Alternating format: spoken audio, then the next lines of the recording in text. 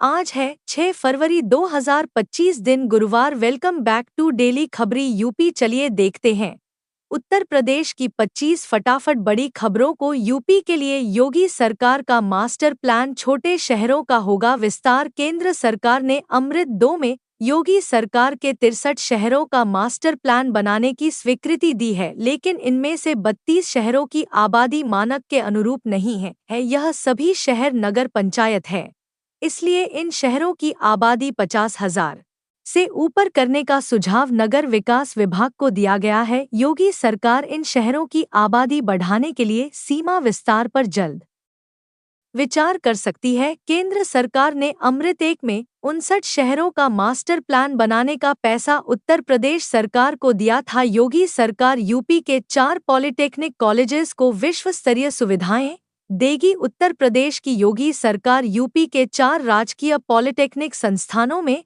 आधारभूत सुविधाओं का विस्तार करने जा रही है। इनमें स्तरीय सुविधाएं दी जा रही हैं। राजकीय पॉलिटेक्निक संस्थानों को आधुनिक और अत्याधुनिक सुविधाओं से सुसज्जित करने से छात्रों को बेहतर शैक्षिक माहौल मिलेगा, जिससे तकनीकी शिक्षा को नया आयाम मिलेगा।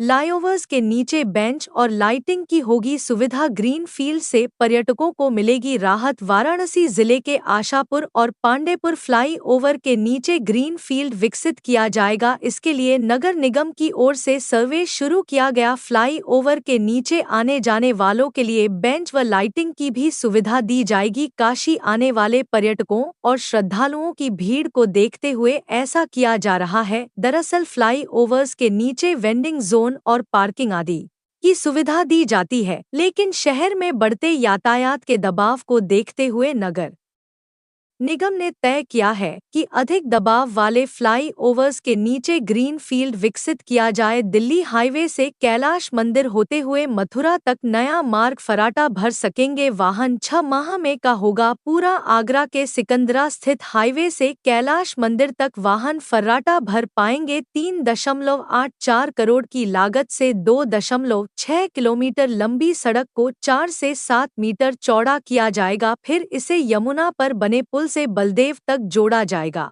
अगले 6 महीने में सड़क निर्माण कार्य पूरा होगा। यूपी में लॉटरी के जरिए बिकेगी शराब की दुकानें। यूपी के योगी कैबिनेट ने अहम प्रस्तावों को मंजूरी दे दी है। कैबिनेट ने नई आबकारी नीति पर भी मोहर लगाई। अब शराब और बियर की दुकानों का आवंटन लॉटरी सिस्टम के जरिए किया जाएगा। पिछले साल आबकारी नीति घोषित न होने से सरकार को राजस्व के कलेक्शन में भारी नुकसान हुआ है। 90 से 95 पर टारगेट पूरा। अखिलेश ने मिल्कीपुर वोटिंग का 2 ऑडियो जारी किया। बोले चुनाव रद्द हो। अयोध्या के मिल्कीपुर उपचुनाव को लेकर समाजवादी पार्टी लगातार भाजपा पर धांधली करने का आरोप लगा रही है। सपा अध्यक्ष अखिलेश यादव ने अब कथित ऑडियो स्टिंग के 2 ऑडियो अपने ने सोशल मीडिया पर जारी किए। इसके साथ ही अपनी पोस्ट को चुनाव आयोग और यूपी पुलिस को टैग करते हुए तत्काल एक्शन लेने और इन बूथों का चुनाव रद्द करने की मांग की। वाराणसी में 8वीं तक के स्कूल 8 फरवरी तक बंद। शहरी लाखों के लिए आया आदेश। प्रयागराज महाकुंभ का पलट प्रभाव वाराणसी में अब भी बना हुआ है। ऐसे में भारी भीड़ को देखते हुए 8वीं तक के स्कूल्स को 8 फरवरी तक के लिए बंद कर दिया गया। इस दौरान कक्षाएं ऑनलाइन मोड में संचालित की जाएंगी। आईआईटी बीएचयू के छात्र को 2.20 करोड़ का पैकेज। आईआईटी बीएचयू ने अपना ही प्लेसमेंट रिकॉर्ड तोड़ दिया। आईआईटी के छात्र को अब तक का सबसे ज्यादा 2.20 करोड़ का पैकेज मिला। इससे पहले 2021 में एक छात्र को अधिकतम पैकेज 2.15 करोड़ का मिला था। इसके अलावा इस सत्र में 1128 छात्रों को जॉब ऑफर और 424 इंटर्नशिप ऑफर मिले हैं। यह पिछले 1 दशक में आईआईटी का सबसे बेहतर प्रदर्शन है। अबू धाबी और सिंगापुर की तर्ज पर बसने जा रहा नया नोएडा। उत्तर प्रदेश सरकार और नोएडा अथॉरिटी की महत्वाकांक्षी योजना नया नोएडा अब जमीन पर उतरने के लिए तैयार है। दादरी नोएडा गाजियाबाद विशेष निवेश क्षेत्र के तहत यह हाईटेक शहर 87 गांव की जमीन पर बसाया जाएगा। आपको बता दें कि इसे अबुधाबी इंडस्ट्रियल जन और सिंगापुर के मॉडर्न इंफ्रास्ट्रक्चर की तर्ज पर विकसित किया जाएगा। पहले चरण में 3,000 से अधिक औद्योगिक इकाइयां स्थापित होंगी, जिससे लाखों युवाओं को रोजगार मिलेगा। फलोदी सट्टा बाजार का बड़ा उलटफेर इस वजह से हार सकती है भाजपा। अयोध्या की मिल्कीपुर सीट भाजपा और सपा के लिए प्रतिष्ठा की सीट बन गई। पिछले साल हुए लोकसभा चुनाव में मिल्कीपुर से विधायक रहे अवधेश प्रसाद फैजाबाद से जीत गए, इस वजह से यह सीटें खाली हो गई। 5 फरवरी को यहां उपचुनाव के लिए वोटिंग हुई। 8 फरवरी को फैसला हो जाएगा कि मिल्कीपुर की विधानसभा सीट से कौन सा नेता जीतकर विधानसभा सभा में पहुंचेगा। योगी सरकार का फैसला। यूपी में आर्थिक गणना के जरिए रोजगार। योगी सरकार प्रदेश में 8वीं आर्थिक गणना 2025-26 के जरिए प्रदेश के हर तबके तक विकास की रोशनी पहुंचाने का निर्णय लिया। इसके सटीक आंकड़ों के माध्यम से लोगों का सामाजिक स्तर सुधारने के लिए विभिन्न योजनाएं बनाई जाएंगी, जिसका लाभ जरूरतमंद तक पहुंचाया जाएगा। $9 ट्रिलियन इकोनॉमी बनाने की दिशा में यह महत्वपूर्ण पहल है। मुख्यमंत्री योगी आदित्यनाथ ने अधिकार को 8वीं आर्थिक गणना 2025-26 की विस्तृत योजना तैयार करने की निर्देश दिए हैं। बीएचयू में घटी सीटें, कई नए कोर्स के साथ जारी होगा बुलेटिन। अब सभी यूजी पाठ्यक्रम 4 साल की बीएचयू में पीजी प्रवेश बुलेटिन के बाद अब स्नातक पाठ्यक्रमों की प्रवेश बुलेटिन जल्द जारी होने वाली है। स्नातक पाठ्यक्रमों में इस साल चुनिंदा कोर्स की सीट घटाई गई। इसके साथ ही महाविद्यालयों में नए कोर्स भी शुरू किए जाएंगे। सभी संकाय विभाग और संबद्ध महाविद्यालयों से सीट, पाठ्यक्रम और फीस का मंगाया गया है। खास यह भी है कि इस साल से बीएचयू में सभी स्नातक पाठ्यक्रम 4 साल के होंगे। नौरा में अब घर का सपना होगा पूरा। सिर्फ 7 लाख में यड़ा दे रही जमीन। उद्योगों में काम करने वाले कामगारों के लिए यमुना प्राधिकरण अपने घर का सपना सच करेगा। प्राधिकरण उन्हें 7 से 75 लाख रुपये में आवासीय भूखंड देगा। इनका आवंटन लॉटरी से होगा, लेकिन भूखंड के लिए आय सीमा की बाध्यता होगी। आईजीआरएस रैंकिंग में बरेली रेंज प्रदेश में पहले स्थान पर। सभी 87 थाने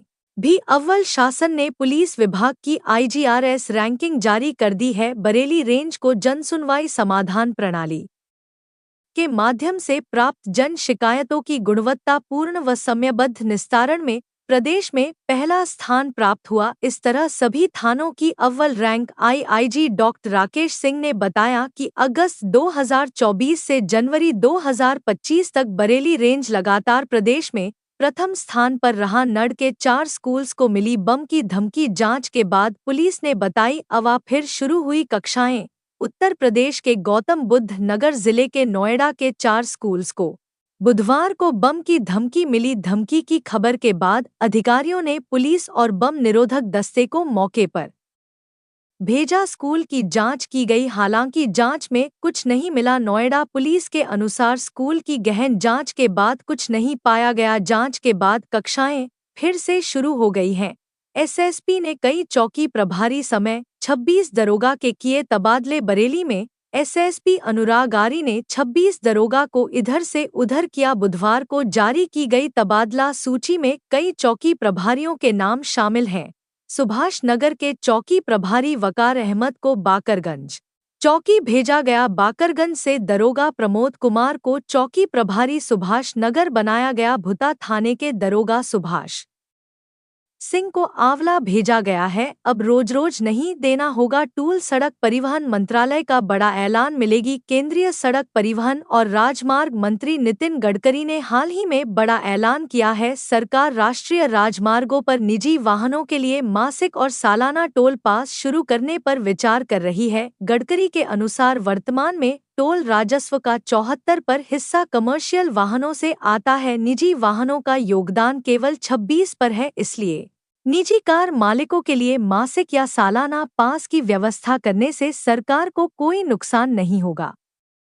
संगीत जन विश्वास बिल 2.0 ला रही सरकार 100 से अधिक प्रावधान होंगे खत्म। मैन्युफैक्चरिंग व अन्य प्रकार के कारोबार को आसान बनाने के लिए सरकार जल्द ही जन विश्वास बिल 2.0 को संसद में पेश कर सकती है। उद्योग संवर्धन और आंतरिक व्यापार विभाग के मुताबिक जन विश्वास बिल के तहत 100 से अधिक प्रावधानों को समाप्त किया जाएगा। राम मंदिर के दर्शन और आरती के समय में बदलाव। उत्तर प्रदेश के अयोध्या से बड़ी खबर सामने आई है। राम मंदिर ट्रस्ट ने राम मंदिर के दर्शन और आरती के समय में बदलाव कर दिया है। जानकारी के मुताबिक यह फैसला अयोध्या में उमड़ रही भारी भीड़ के कारण लिया गया। बता दें कि प्रयागराज में महाकुंभ में शामिल होने वाले श्रद्धालुओं की बड़ी संख्या राम मंदिर की ओर भी आ रही है। ऐसे में राम मंदिर में दर्शन और आरती का समय बदला गया है। आज से गोरखपुर झूसी के बीच 7 फेरा में चलेगी महाकुंभ स्पेशल। वसंत पंचमी के बाद माघ पूर्णिमा स्नान तक महाकुंभ पहुंचने वाले श्रद्धालुओं के लिए राहत भरी खबर है। आज से गोरखपुर से झूसी के बीच 7 फेरा में आरक्षित महाकुंभ स्पेशल ट्रेन चलाई जाएगी। रेलवे प्रशासन ने महाकुंभ स्पेशल ट्रेन की घोषणा कर समय सारणी रूट ठहराव भी जारी कर दिया। रेलवे प्रशासन ने यात्रियों की सुविधा के लिए इंटरसिटी सहित वाराणसी प्रयागराज रूट पर निरस्त ट्रेन का संचालन बुधवार से बहाल कर दिया है। यह ट्रेन पूर्व निर्धारित समय, रूट और ठहराव के आधार पर चलाई जाएंगी। 26 तक चलेगी। हैदराबाद की फ्लाइट यात्री लोड मिलने पर बढ़ेंगे फेरी। शहर से हैदराबाद जाने वालों के लिए खुशखबरी है। अब चकेरी एयरपोर्ट से हर बुधवार को 2 फ्लाइट चलेंगी। अभी तक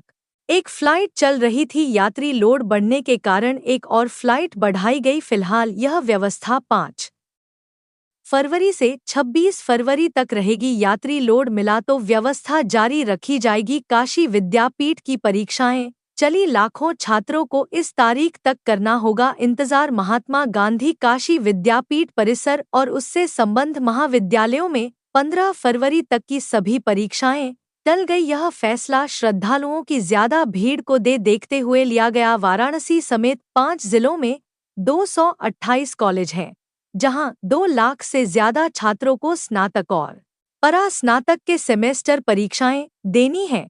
इससे पहले 31 जनवरी से 5 फरवरी तक की परीक्षाएं टाल दी गई थी।